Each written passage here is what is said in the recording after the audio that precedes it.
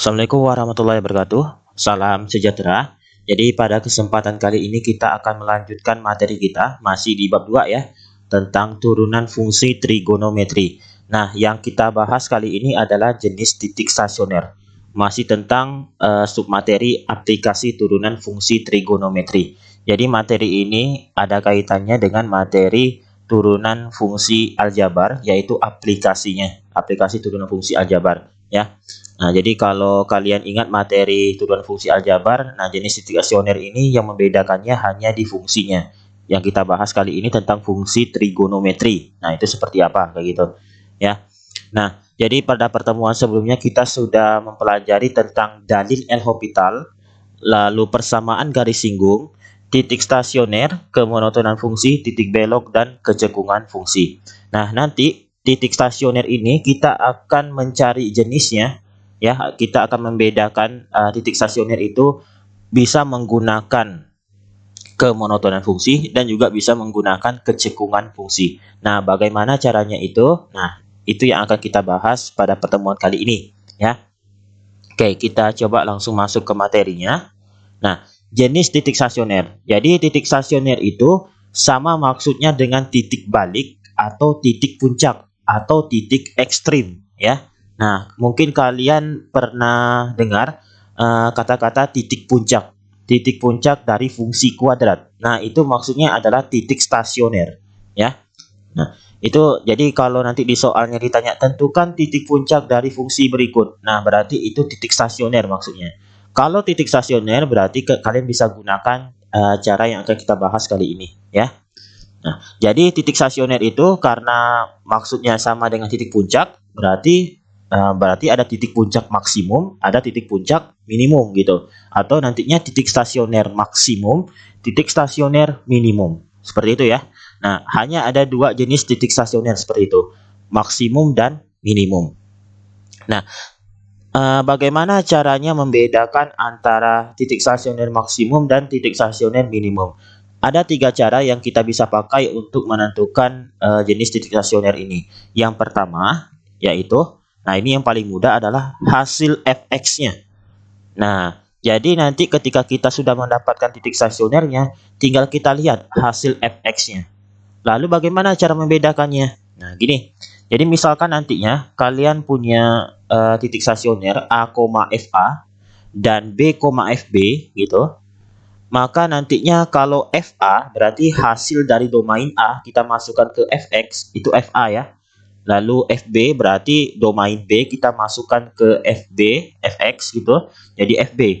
Jika FA lebih besar dari FB, hasil dari domain A itu lebih besar dari domain B ya hasilnya, maka nantinya A, FA itu disebut dengan titik stasioner maksimum.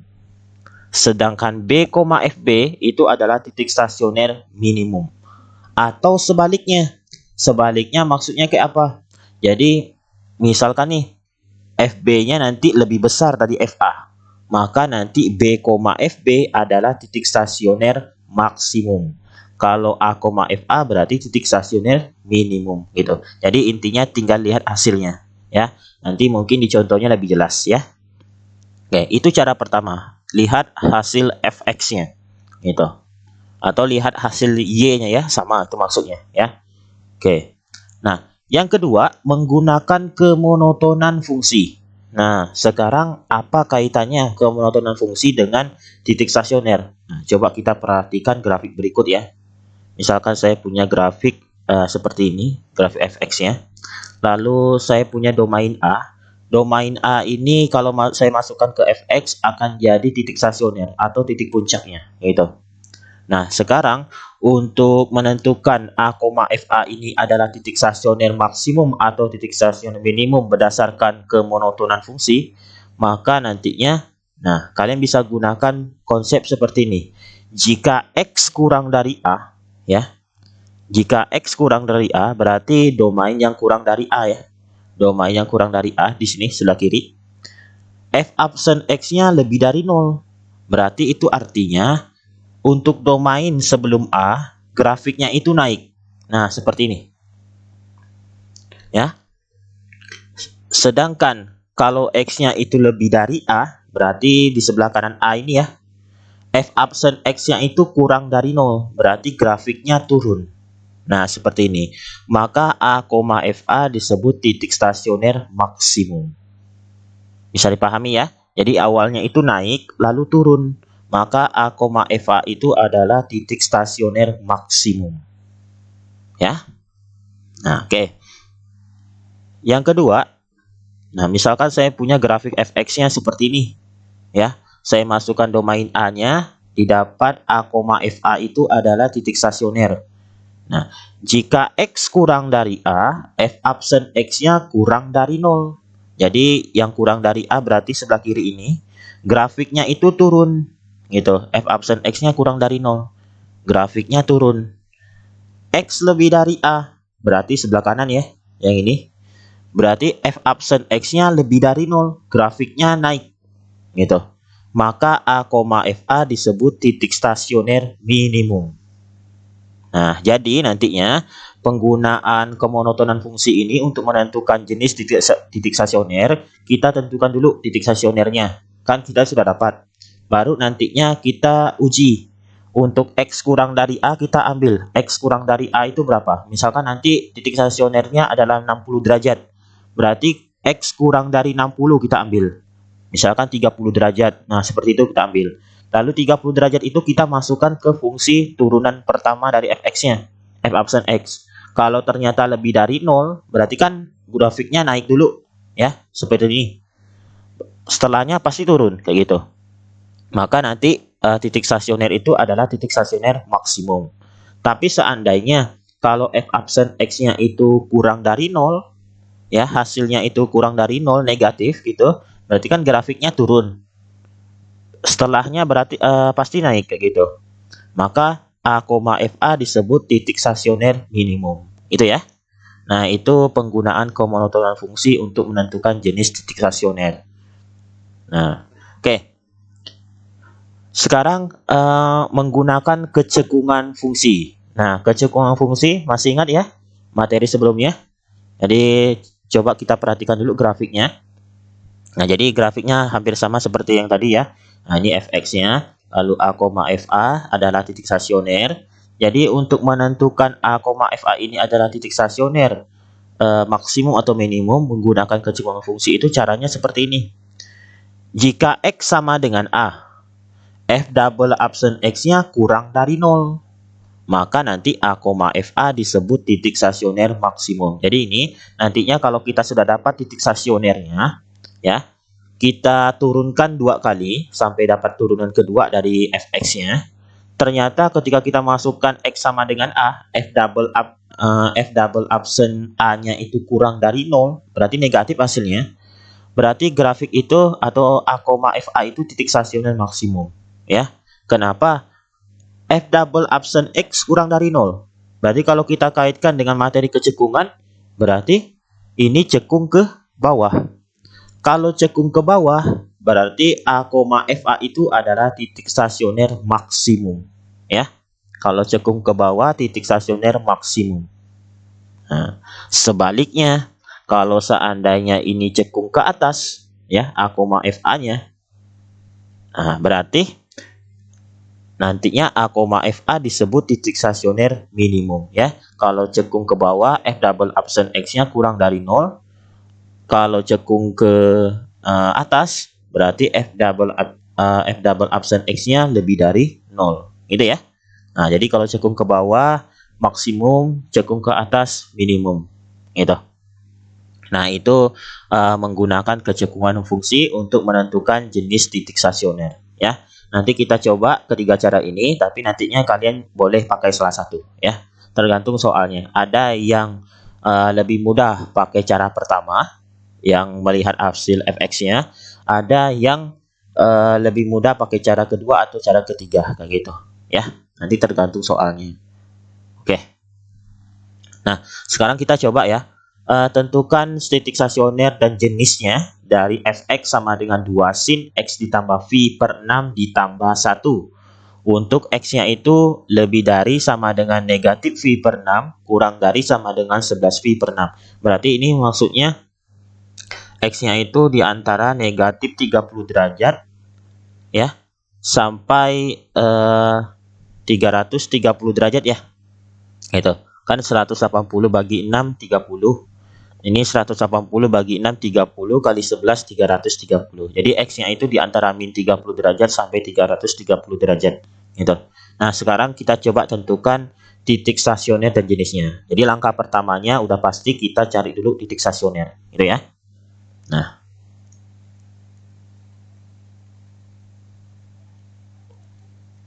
oke. Jadi kalau mencari titik stasioner, masih ingat caranya? Nah, kita turunkan dulu satu kali ya.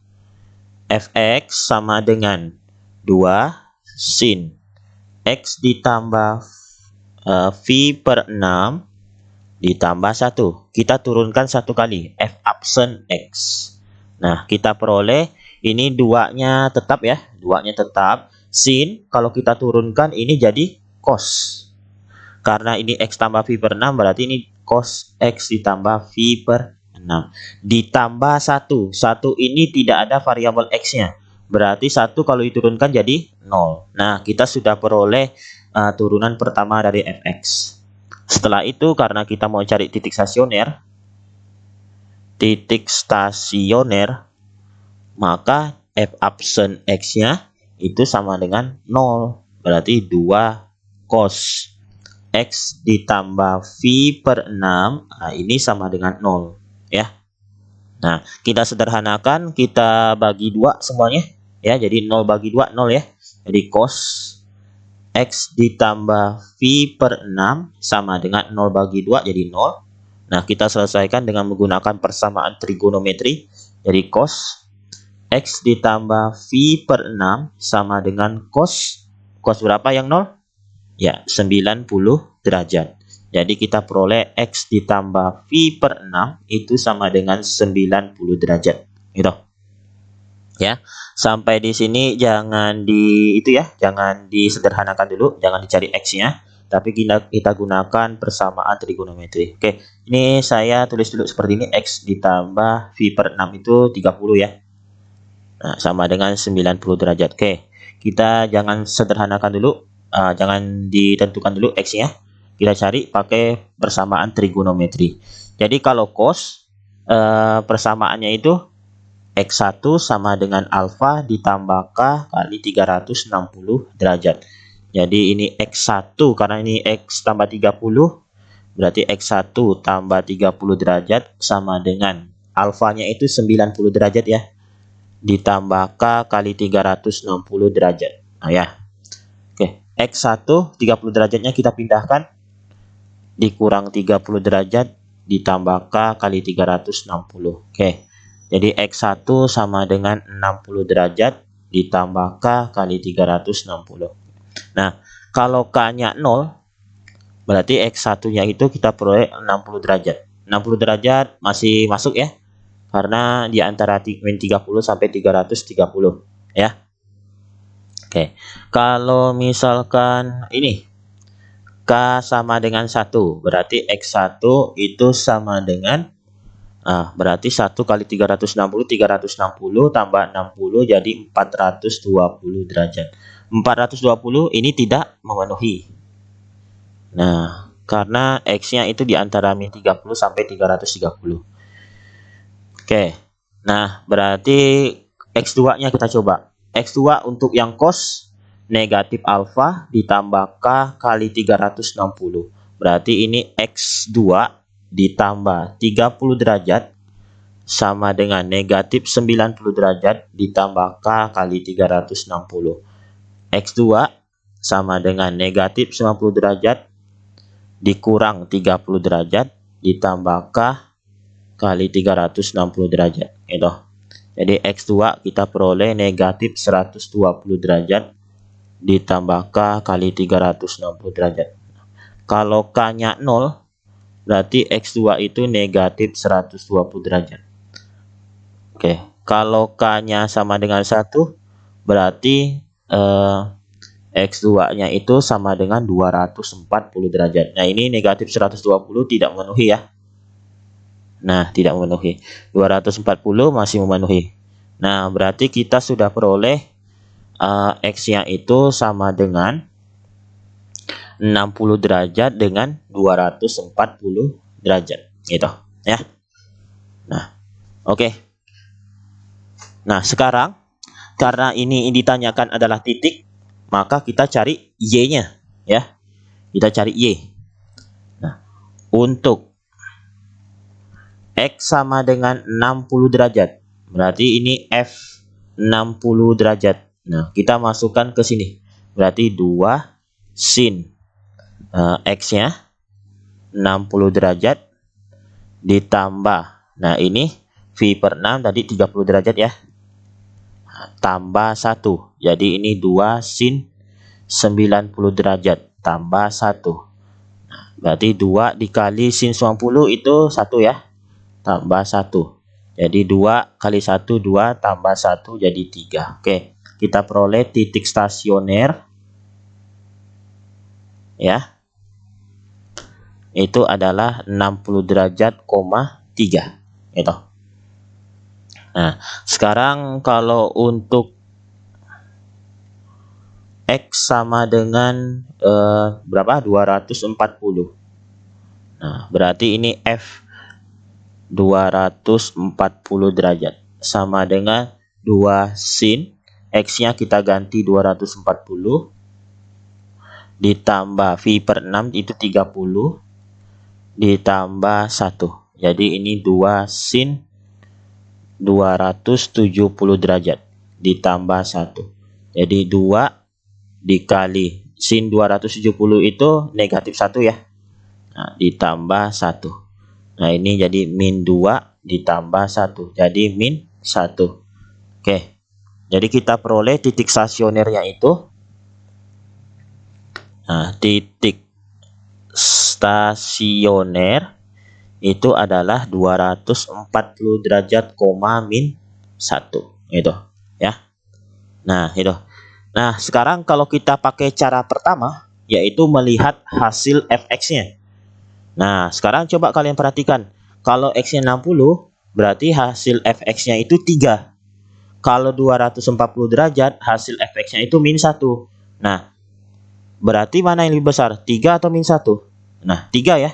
Karena ini lebih besar, 60 derajat, 3 itu lebih besar dari 240 derajat, min 1. Ya udah, berarti ini titik stasioner maksimum. Nah, maksimum gitu. Sedangkan 240 derajat, min 1 itu adalah minimum. Nah, gitu ya. Nah, mudah ya cara pertama. Tinggal kita lihat hasil fx-nya. Nah, oke, bisa dipahami. Nah, kita coba cara kedua ya. Cara kedua itu berarti kita lihat kemonotonan fungsi. Nah, cara kedua itu kemonotonan fungsi. Oke. Jadi untuk X sama dengan 60 derajat kita buktikan apakah ini titik stasioner maksimum atau titik stasioner minimum. Nah, kita ambil misalkan X-nya itu ini ya, yang kurang dari 60 derajat. X kurang dari 60 derajat itu berarti X sama dengan 30 derajat misalkan ya. Kita ambil sembarang.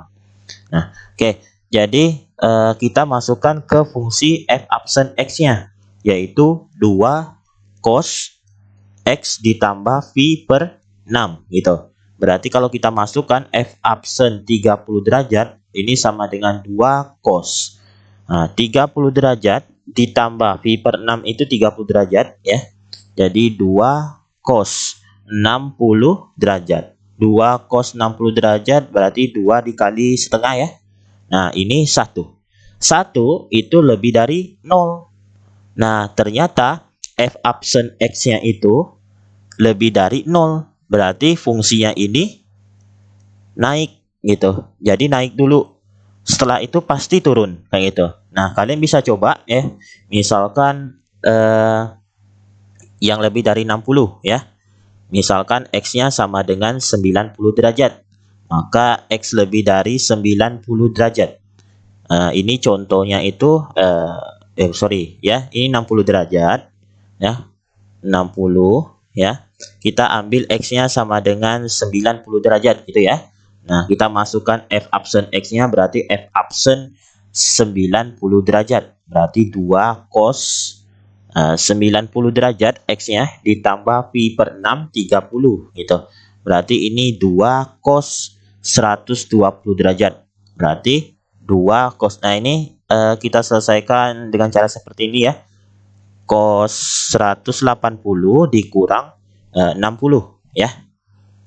Oke, berarti ini sama dengan 2. Oke, bentar. Nah, 2 cos 120. 120 itu berada di kuadran kedua ya. Kuadran kedua. Kuadran kedua cos itu negatif. Maka ini akan dikali negatif dari cos 60 derajat gitu. Sama dengan 2 dikali negatif 1/2. Nah, ini sama dengan negatif 1. Negatif 1 itu kurang dari 0. Kalau kurang dari 0, F absen X-nya, maka nantinya fungsi ini turun gitu. Jadi, fungsi ini naik dulu, setelah itu turun. Maka 60 derajat ini akan jadi titik stasioner maksimum gitu. Nah, tinggal kita cari Y-nya atau Fx-nya berapa. Ternyata tadi hasilnya adalah 3 gitu ya. Nah, jadi cara kedua ini kita menentukan, kita akan memilih X-nya itu 60 derajat. 60 derajat itu maksimum atau minimum kayak gitu. Nah, untuk hasilnya tetap kita masukkan ke Fx-nya. Kita cari untuk X sama dengan 60 itu Fx-nya berapa gitu ya. Nah, itu kalau kita menggunakan cara kemonotonan fungsi. Untuk yang 240 derajat sama ya caranya, nanti kalian bisa buktikan sendiri ya. Oke, sekarang kita coba kalau pakai cara kecekungan fungsi. Kecekungan fungsi. Nah, kalau kecekungan fungsi berarti kita perlu F double absen X-nya. Karena F absen X-nya itu sama dengan 2 cos X tambah phi per 6 ya. 2 cos X ditambah phi per 6, maka nanti F double absen X-nya itu sama dengan, nah ini 2-nya tetap ya. Cos kalau kita turunkan jadi negatif sin X ditambah phi per 6 gitu. Nah, ini sama dengan negatif 2 sin X ditambah phi per 6. Oke. Nah, F double absennya ini. Nah, sekarang kalau kita masukkan X sama dengan 60 derajat gitu. Apakah nantinya ini hasilnya adalah positif? Apakah hasilnya negatif? Lebih dari 0 atau kurang dari 0 kayak gitu. Nah, ini kita masukkan ke F double absen X-nya 60 derajat. Sama dengan min 2 sin 60 derajat, kita ganti X-nya ditambah 30 ya. Jadi ini sama dengan min 2 sin 90. Nah, min 2 1 ya. Nah, sama dengan min 2. Min 2 itu kurang dari 0. Karena F double absennya kurang dari 0, berarti ini cekung ke, nah cekung ke bawah. Kalau cekung ke bawah, berarti ini adalah titik stasioner maksimum gitu ya. Nah, coba nanti kalau X-nya 240 derajat ya. Kalau X-nya 240 derajat. Nah, kita masukkan ke F double absen X-nya ya. Tadi kan hasilnya itu min 2 sin X ditambah phi per 6 ya. Nah, X ditambah phi per 6. Nah, ini F double absen 240 min 2 sin 240 ditambah 30. Nah, ini sama dengan min 2 sin 270. Nah, sama dengan min 2 dikali sin 270 itu negatif 1 ya. Nah, sama dengan 2. Ternyata ini lebih dari 0. Lebih dari 0 berarti ini cekung ke atas. Kalau cekung ke atas berarti ini akan jadi titik stasioner minimum ya. Oke, ini akan jadi titik stasioner minimum. Nah, oke, seperti itu caranya. Jadi bisa gunakan 3 cara itu. Nanti masing-masingnya itu ada apa? Tergantung soalnya. Ada yang lebih mudah pakai cara pertama, kedua, atau ketiga. Untuk soal ini sih lebih mudah pakai cara yang pertama ya, karena kita sudah melihat hasil fx-nya. Ternyata ini 3 lebih besar dari min 1. Ya udah, berarti 60 derajat, 3 itu adalah maksimumnya. Sedangkan 240 derajat, min 1 adalah minimumnya. Seperti itu ya. Oke, bisa dipahami ya. Kita lanjutkan materinya. Nah, ke contoh kedua. Nah, sekarang ini contoh soal penerapan dari jenis titik stasioner. Jadi konsepnya tetap kita menggunakan jenis titik stasioner itu apa? Ya, gitu ya. Nah, jadi soalnya misalkan volume udara itu V, jadi persamaan itu seperti V sama dengan 2500 ditambah 300 cos 6 VT gitu. Ya. Nah, lalu dengan volume udara itu satuannya mililiter dan T sama dengan waktu dalam detik gitu. Ya, jadi T itu waktu. Tentukan nilai T saat volume udara maksimum dan minimum. Jadi maksudnya tentukan kapan saatnya dalam detik ya. Volume udara itu maksimum dan minimum. Saat kita bernapas nih, itu dalam sekian detik itu kapan saatnya maksimum, volume udara paru-paru itu maksimum, dan kapan saatnya minimum, kayak gitu. Jadi T-nya itu dibatasi 0 sampai 1 ya. Jadi ini tidak terlalu banyak kita carinya. Nah, konsepnya sama seperti kita mencari titik stasioner dan jenisnya. Oke. Jadi kuncinya di sini, ini kan yang ditanya adalah T-nya saat volume udara maksimum dan minimum. Volume udara maksimum dan minimum. Nah, jadi patokannya itu kita harus tahu dulu rumus volume udaranya. Nah, ternyata volume udara dalam paru-paru ini sudah ada di soalnya. 2500 ditambah cos 2500 ditambah 300 cos 6 VT sudah ada. Kalau belum ada nantinya, maka kita harus cari.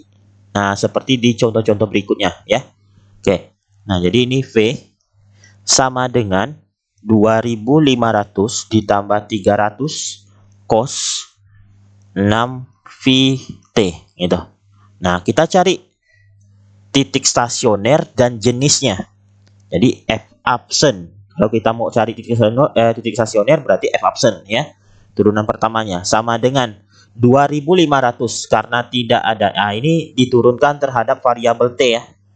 Nah, karena variabel di sini kan T, bukan V. V itu adalah bilangan. Nah, nilainya itu kalau dalam radian bisa 22/7 atau bisa 3,14. Nah, kalau dalam derajat itu 180. Jadi itu sebuah nilai, sebuah angka. Nah, variabel di sini itu adalah T. Jadi fungsi ini nih kita turunkan terhadap T ya. Maka ini akan jadi 2500 karena tidak ada T-nya ya. Maka jadi 0. Berarti kita tinggal turunkan 300 cos 6 VT. 300-nya tetap. Nah, cos kalau kita turunkan jadi negatif sin ya. Negatif sin 6 VT tetap 6 VT dikalikan dengan turunan dari 6 VT ya. Itu adalah 6 V. Nah, ini akan kita peroleh sama dengan 300 dikali negatif dikali 6V. Berarti negatif 1800 V sin 6V T. Itu. Ya. Bisa dipahami ya? Nah, karena ini kita mencari titik stasioner, berarti ini titik stasioner. Nah, ini F absen sama dengan 0. Berarti negatif 1800 V sin 6VT sama dengan 0. Nah, kita bagi dengan negatif 1800V ya. Nah, ini jadi sin 6VT. Nah, ini saya buat dulu seperti ini ya, biar tidak bingung. 0 dibagi negatif 1800V.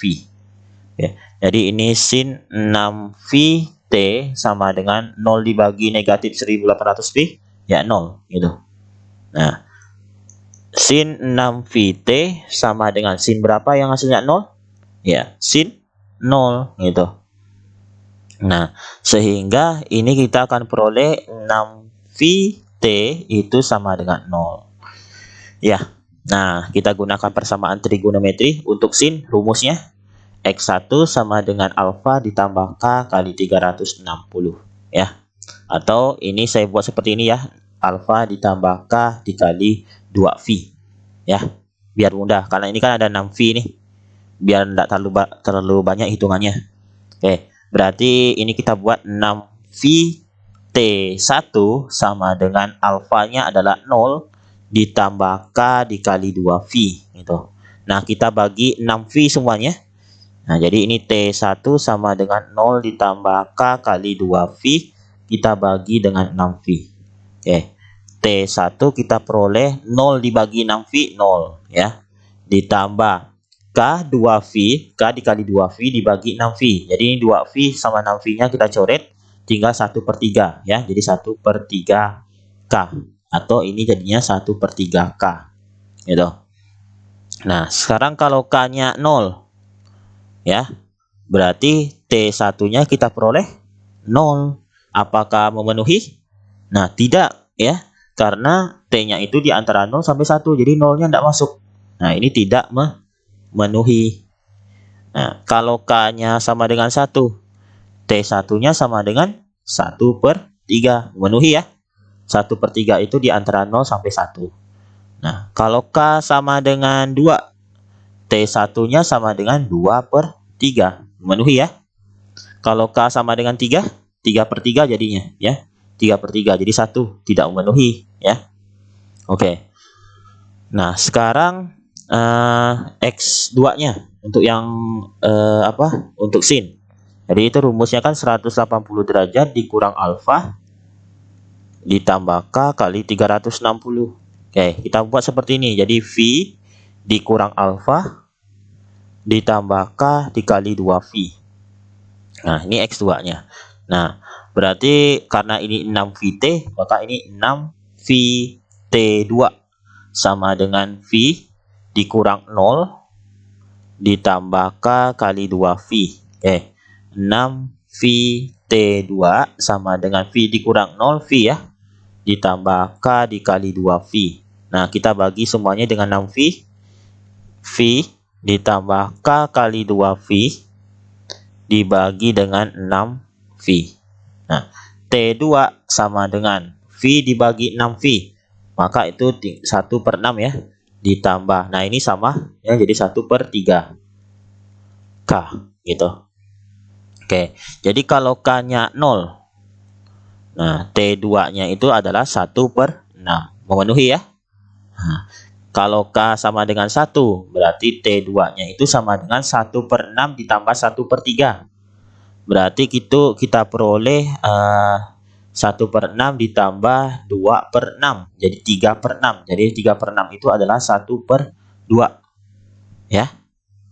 Gitu ya.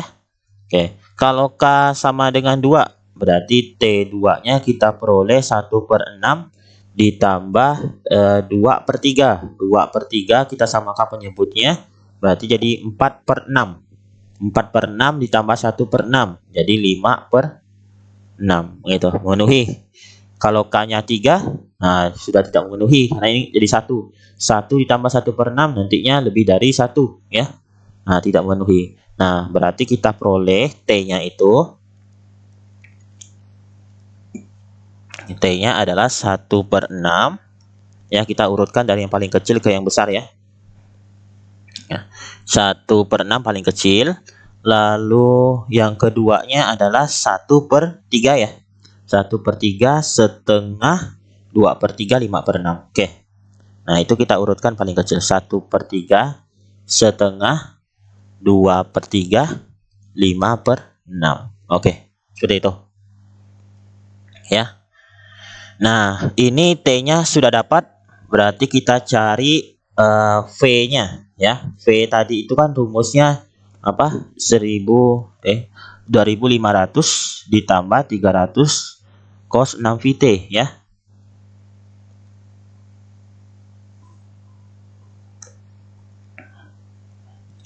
Nah, Jadi V-nya itu sama dengan 2500 ditambah 300 cos 6 V T ya.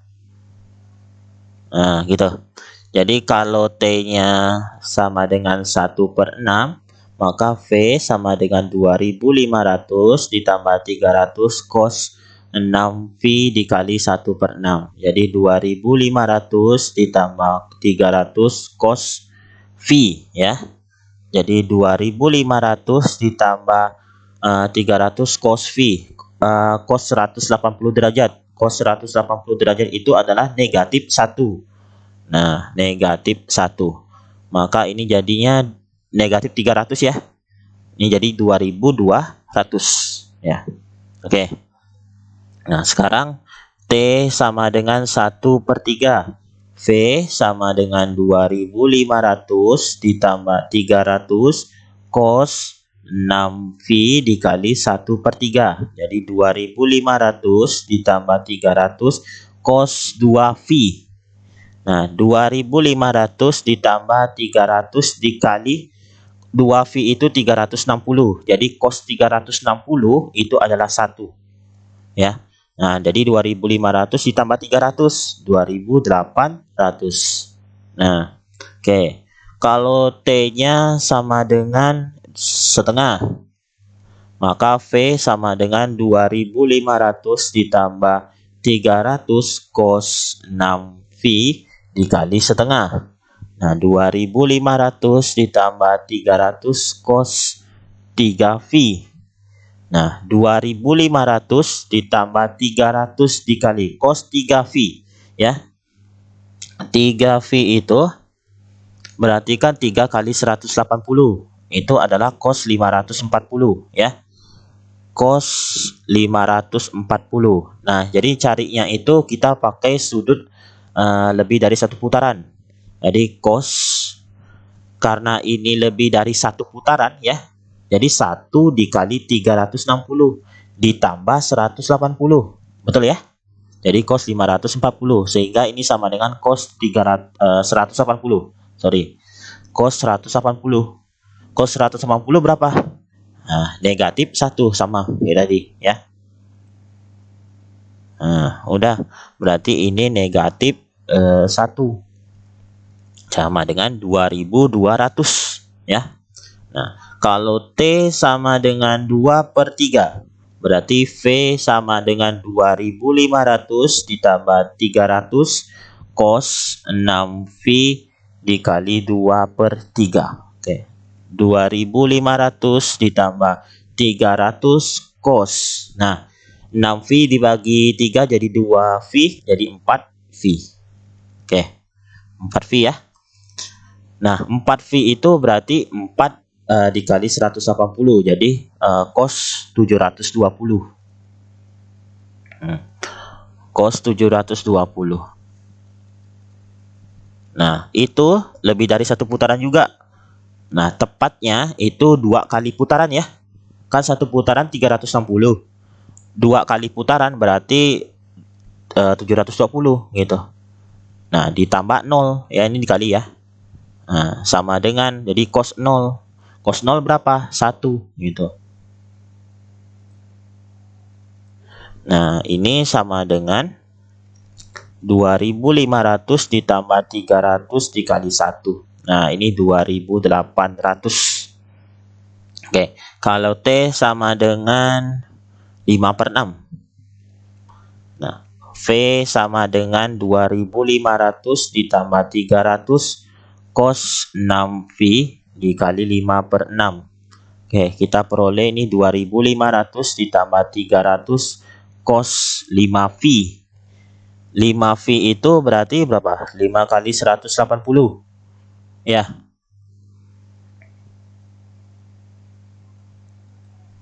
5 kali 180, 720, 900 ya. Cos 900. Nah, cos 900 ya. Jadi ini cos 2 dikali 360 karena masih dua putaran ya, belum sampai 3 putaran, ditambah 180 ya. Nah, jadi cos 180. Cos 150 berapa? Negatif 1. Nah, itu. Negatif 1. Jadi ini 2500 ditambah 300 kali negatif 1. Jadi ini kita peroleh 2200. Oke. Nah, jadi kalian lihat di sini. Ini hasilnya itu 2200 dan 2800 ya. Nah, 2800 sama 2200 mana lebih besar? Ya jelas 2800 ya. Berarti volume udara maksimum itu saat T sama dengan 1/3, lalu berapa lagi? Nah, 2/3 itu ya. Sedangkan volume udara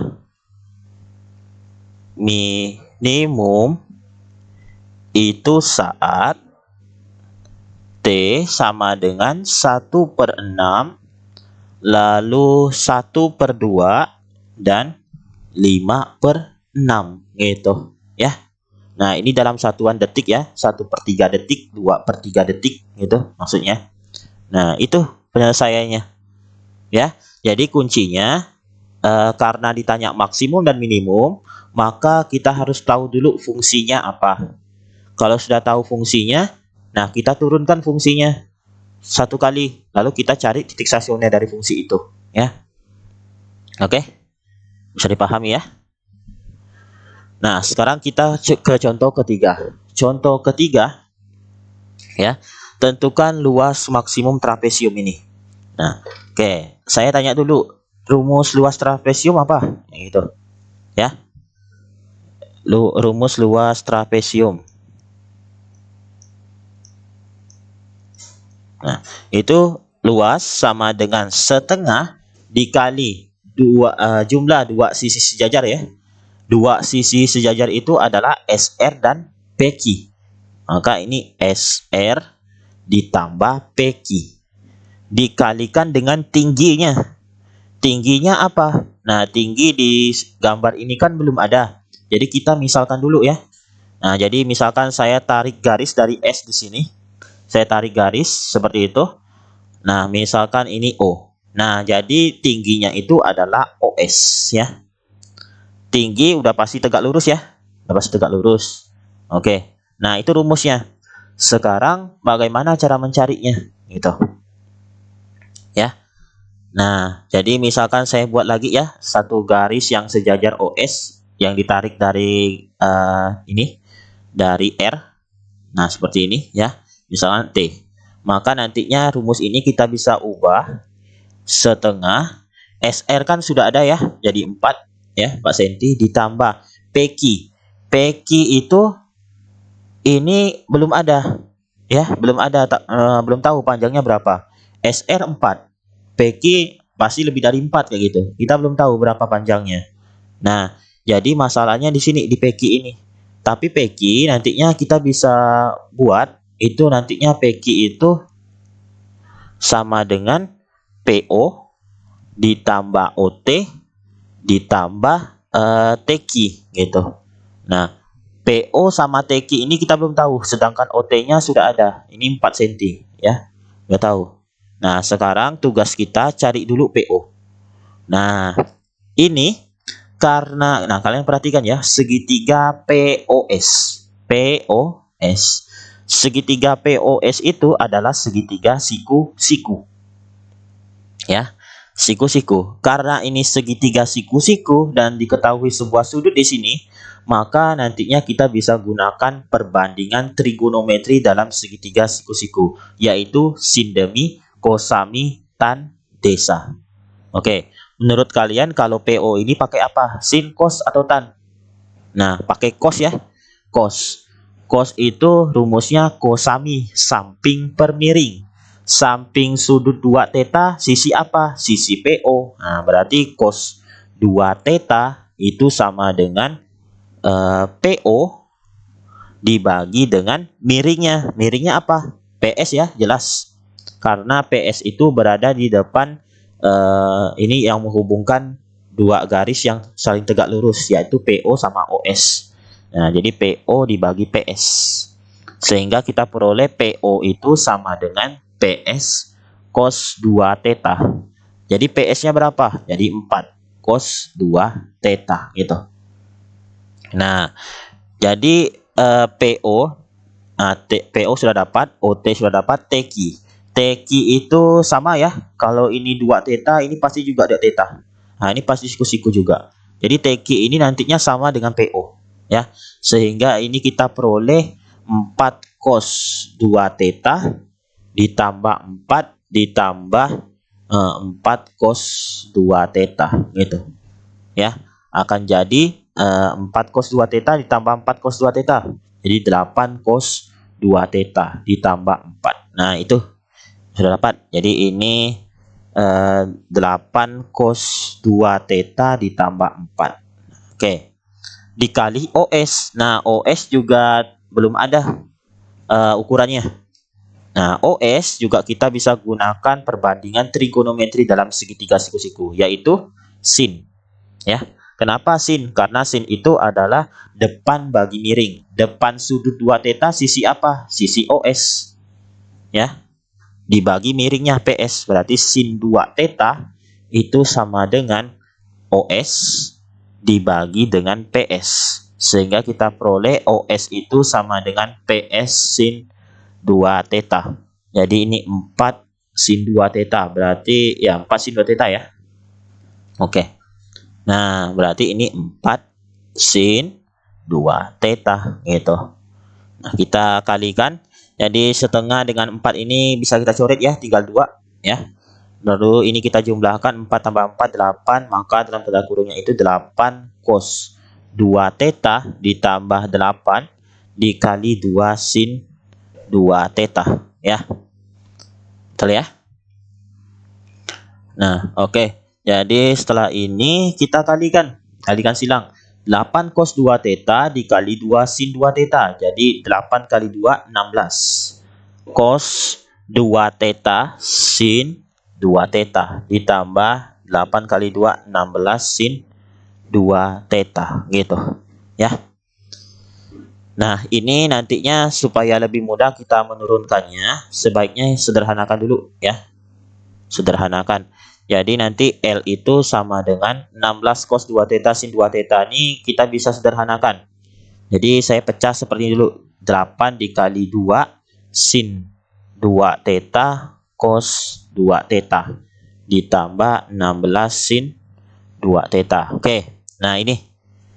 Nah, kalian masih ingat ya rumus sudut rangkap? Rumus sudut rangkap itu ini ya. Sin 2 alfa itu sama dengan 2 sin alfa cos alfa. Nah, ini karena ini 2 sin 2 theta cos 2 theta, maka alfanya itu 2 theta ya. Ketika dimasukkan ke sini 2 dikali 2 theta. 2 dikali 2 theta berarti jadi 4 theta. Ya. 4 theta. Oke. Berarti ini sama dengan 8 dikali sin 4 theta ditambah 16 sin 2 theta. Oke. Nah, ini sudah sederhana seperti ini. Nah, karena ditanya luas maksimum, rumus luasnya kita sudah dapat, maka nanti rumus luas ini kita cari L absen sama dengan berarti 8 sin 4 theta ditambah 16 sin 2 theta kita turunkan. Nah, ini berarti 8-nya tetap, sin 4 theta kita turunkan, sin jadi cos. Cos 4 theta dikali turunan 4 theta ya, karena fungsi ini turunkan terhadap theta ya. Jadi 4 ditambah 16-nya tetap, sin 2 theta diturunkan jadi cos 2 theta dikali 2. Nah, sama dengan 8 kali 4 jadi 32 cos 4 theta ditambah 16 kali 2 32 cos 2 theta gitu. Nah, setelah dapat L absennya, Nah, kita gunakan titik stasioner. Maka ini nanti L absen ini sama dengan 0. Jadi 32 cos 4 theta ditambah 32 cos 2 theta sama dengan 0. Oke, kita sederhanakan ya. Kita bagi 32 semuanya. Sehingga kita peroleh cos 4 theta ditambah cos 2 theta sama dengan 0 ya. Oke, bisa dipahami ya. Nah, selanjutnya ini nanti ada dua cara yang bisa kita pakai. Pakai apa? Rumus sudut rangkap, silakan, atau pakai rumus jumlah dan selisih dua fungsi trigono. Nah, saya gunakan jumlah dan selisih dua fungsi trigono ya, yang ini. Cos A ditambah cos B itu sama dengan 2 cos A tambah B per 2 cos A kurang B per 2 gitu. Nah, kita gunakan itu. Nah, sama dengan nantinya ini cos 2 ya, 2 cos A dan B-nya berarti 4 theta sama 2 theta. Berarti 4 theta ditambah 2 theta bagi 2 cos 4 theta dikurang 2 theta bagi 2 gitu. Nah, sama dengan 0. Nah, ini jadi 2 cos 4 theta ditambah 2 theta, 6 theta dibagi 2 jadi 3 theta. Ditambah cos 4 theta dikurang 2 theta jadi 2 theta ya, dibagi 2 jadi cos ini bukan ditambah.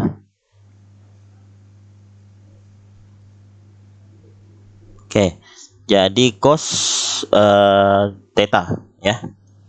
Cos theta sama dengan 0. Nah, kita coba bagi 2 lagi di sini ya, kita sederhanakan sehingga kita peroleh cos 3 theta dikali cos theta sama dengan 0. Nah, sampai di sini ada dua kemungkinan.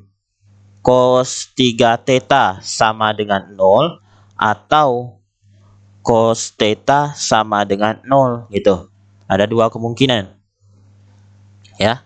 Nah, berarti kalau cos 3 theta sama dengan 0 berarti ini cos 3 theta kita selesaikan pakai persamaan trigonometri jadi cos 90 derajat ya.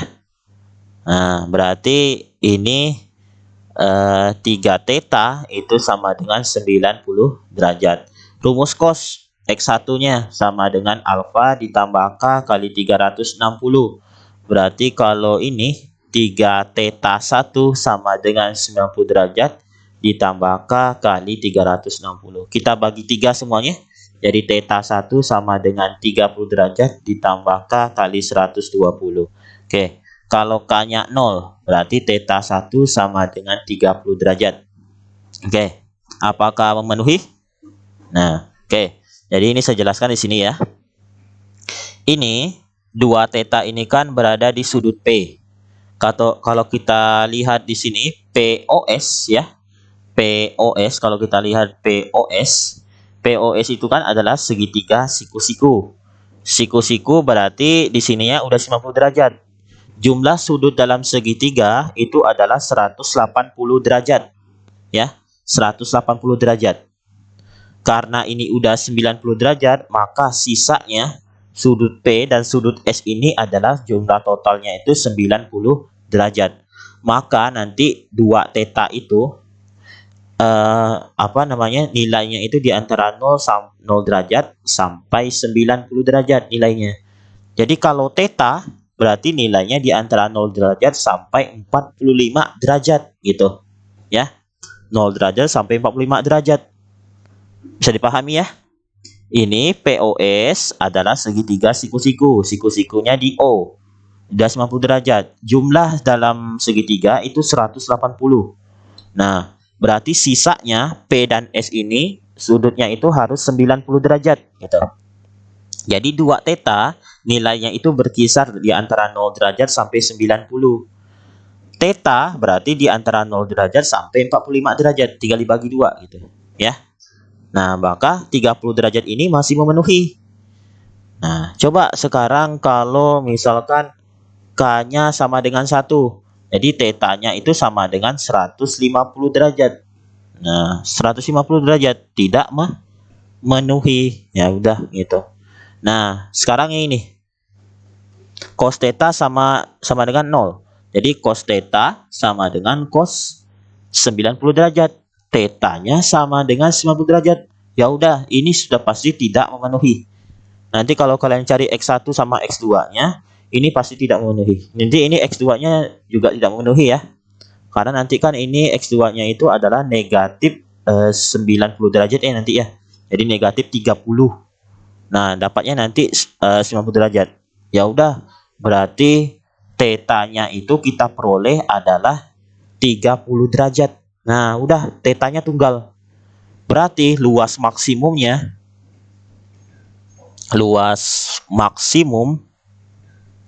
itu L ya, sama dengan rumus L tadi apa?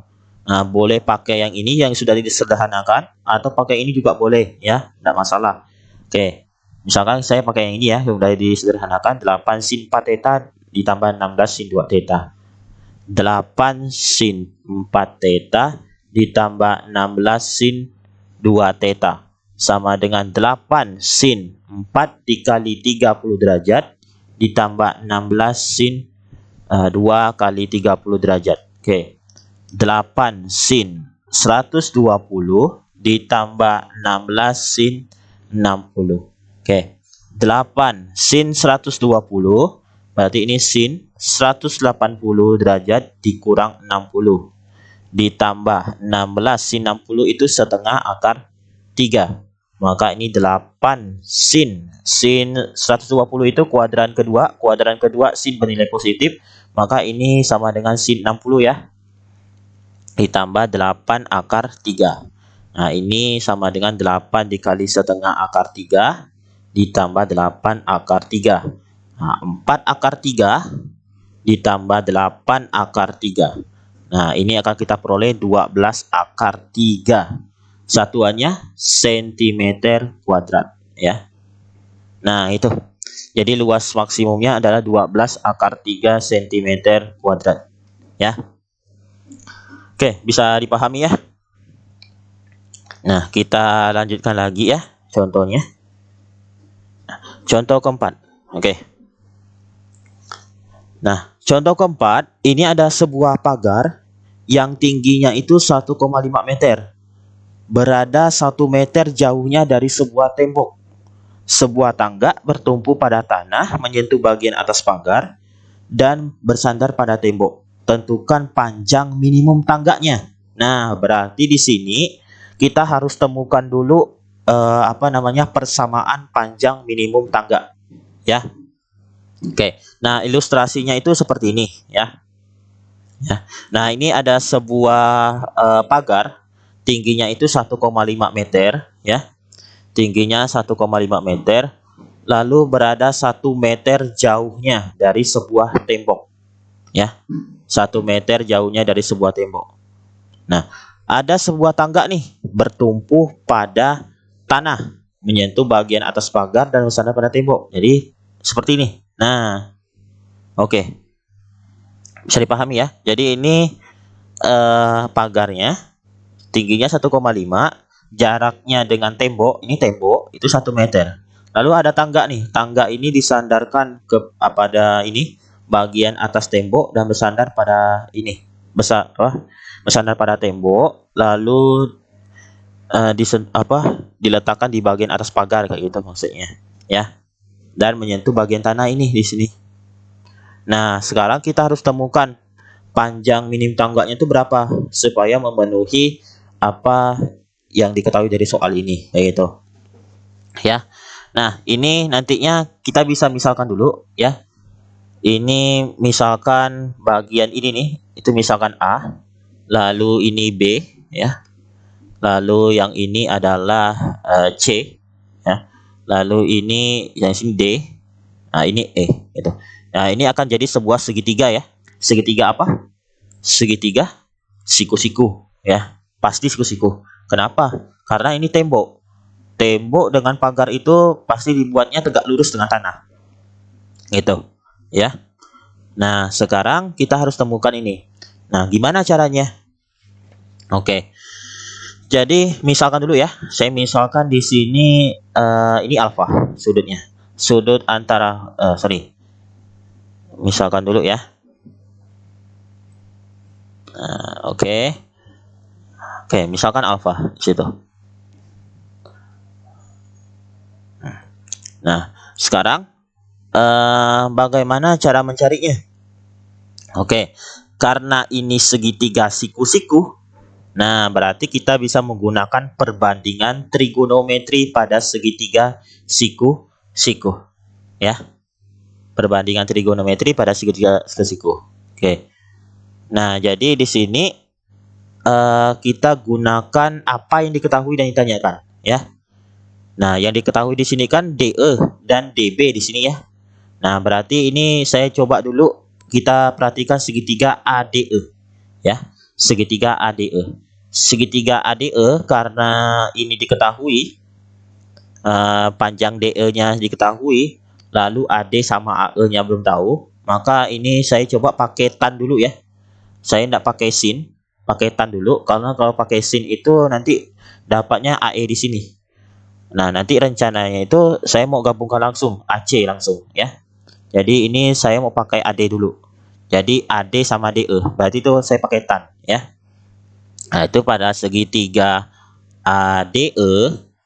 Nah, itu berarti tan alfa itu sama dengan DE dibagi AD gitu ya. Nah, DE-nya berapa? 1,5. AD tetap AD ya. Gitu. Lalu segitiga ABC sekarang ya. ABC saya juga pakai tan. Kenapa? Karena di sini DB-nya diketahui. Nah, BC-nya belum ada. Nantinya kita dapat BC di sini, ya. Jadi BC dibagi dengan AB. Nah, BC dibagi AB itu adalah AD ditambah DB, ya kan? Nah, jadi ini BC dibagi AD kita belum tahu ditambah DB itu adalah 1. Nah, oke. Sehingga di sini ini sama ya. Tan alfa bisa kita bandingkan. Nah, jadi tan alfa sama dengan tan alfa gitu. Jadi ini 1,5 per AD. Nah, 1,5 per AD. Ini sama dengan BC per AD ditambah 1. Oke. Nah, sampai di sini saya buat BC sama dengan ya. Nah, ini saya kalikan dulu seperti ini. Jadi kali silang. AD dikali BC sama dengan 1,5 dikali AD ditambah 1. Nah, jadi ini AD dikali BC sama dengan 1,5 AD ditambah 1,5 gitu ya. Oke, saya lanjutkan di sini. Nah, jadi ini saya buat BC sama dengan, tujuannya apa? Kalau nanti saya udah dapat BC ya, yang kita mau cari itu adalah AC, maka nantinya kita bisa gunakan rumus sin ya. Sin alfa ya. Karena kan depan bagi miring. Nah, itu tujuannya. Ini BC 1,5 AD ditambah 1,5 dibagi dengan AD. Oke. Nah, sama seperti pembahasan sebelumnya, ini dibagi semua ya. 1,5 AD dibagi AD, jadi 1,5. 1,5 dibagi AD ya tetap ini per AD. Oke. Nah, ini sama dengan 1,5 ditambah 1,5 per AD. Nah, berarti itu adalah tan alfa. Nah, tan alfa. Gitu ya. Nah, jadi BC-nya itu adalah 1,5 ditambah tan alfa. Sekarang kita cari AC-nya pakai sin ya. Sin alfa sama dengan BC per AC. Nah, berarti kita peroleh ini kali silang dulu ya supaya kalian ngerti. Jadi AC dikali sin alfa sama dengan BC. Jadi AC sama dengan BC per sin alfa. Nah, jadi AC sama dengan BC-nya apa tadi? 1,5 ditambah tan alfa. dibagi sin alfa gitu. Nah, jadi ini kita sudah dapat rumus AC-nya. Kita sederhanakan supaya nanti ketika menurunkannya itu lebih mudah ya. Jadi AC-nya sudah dapat ya. Jadi panjang ukuran tangga tuh kita sudah dapat persamaannya. Jadi kita tinggal cari turunannya lalu tentukan titik stasionernya. Nah, ini saya sederhanakan dulu supaya lebih mudah. Ini jadi 1,5 dibagi sin alfa ditambah tan alfa dibagi sin alfa. 1,5 dibagi sin alfa saya buat dulu seperti ini biar mudah dipahami. Jadi 1 per sin alfa ditambah tan alfa itu sin alfa dibagi cos alfa dibagi sin alfa. Oke. 1,5 berarti ini 1,5 1 per sin alfa cosecant alfa ditambah sin alfa per cos alfa dikali 1 per sin alfa. Jadi ini 1,5 cosecant alfa ditambah 1 per cos alfa. Nah, 1,5 cosecant alfa ditambah 1 per cos secant alfa. Nah, AC-nya sudah kita sederhanakan seperti ini.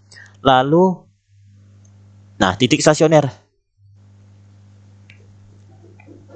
Kita buat AC absennya itu sama dengan 0 gitu ya. Nah, jadi AC absen itu sama dengan, nah ini 1,5 cosecant. Berarti 1,5-nya tetap, cosecant alfanya kita turunkan. Jadi negatif cosecant alfa kotan alfa ditambah secant alfa. Kalau kita turunkan maka akan jadi secant alfa tan alfa. Nah ini maka ini negatif 1,5 cosecant alfa kotan alfa ditambah secant alfa tan alfa gitu ya.